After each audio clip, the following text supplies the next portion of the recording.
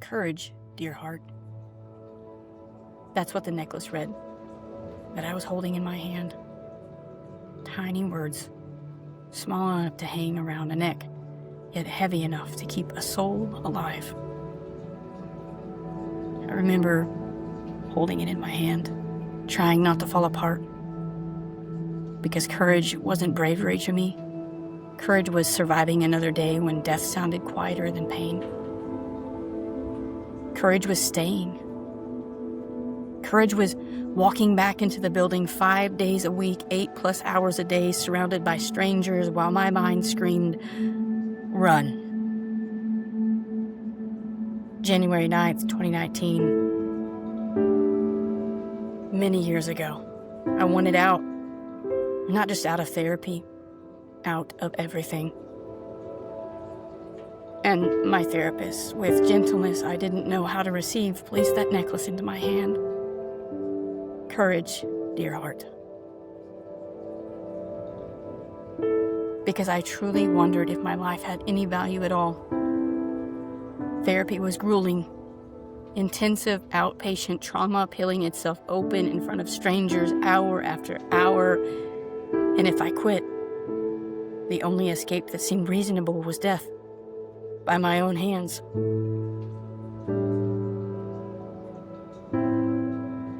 That's the part that people don't understand about trauma. It doesn't always scream. Sometimes it whispers. Sometimes it convinces you that disappearing would finally make the pain stop talking.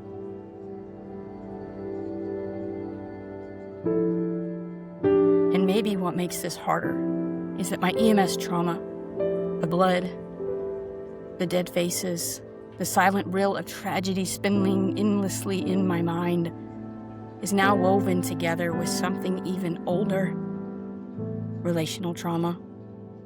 The kind that starts before you even know what trauma is. The kind planted inside a little girl's brain before she had words big enough to defend herself. Why everything was always my fault. Why the people meant to protect me became the people I feared the most. Why my mother's pain became my inheritance. Why my father's words could cut deeper than hands ever could. Why love felt unsafe. Why home felt unpredictable. But my words were trapped, buried alive. I could feel everything but explain nothing, so the emotions came out sideways. Anger, silence, shutdown. Words I learned from the environment around me. And now here I am, 2026, still fighting, still uncovering things I've spent my entire life avoiding, things soaked in fear, things wrapped so tightly around my nervous system that I don't even know where the trauma ends and I begin. And some days I still want to run fast, run far, run numb. But healing, real healing, requires courage. Not the movie kind. Not loud courage. Quiet courage. Because for most of my life, I believed I was too broken to heal, too damaged, too far gone, like my mind was shattered beyond repair. And honestly, some days my face still resembles that tremble. Some days I wax and wane between belief and exhaustion.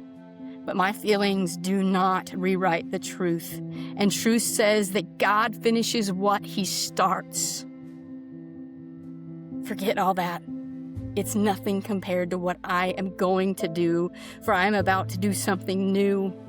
See, I have already begun. Don't you see it? I will make a pathway through the wilderness. I will create rivers in the dry wasteland. A pathway through wilderness, not around it, through it. And rivers in dry wastelands, not after the desert, inside it.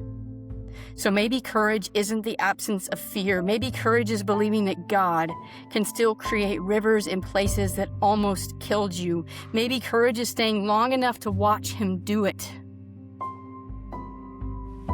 So here I am, still healing, still grieving, still learning, still terrified sometimes, but still here, still breathing, still fighting. Courage, dear heart, courage.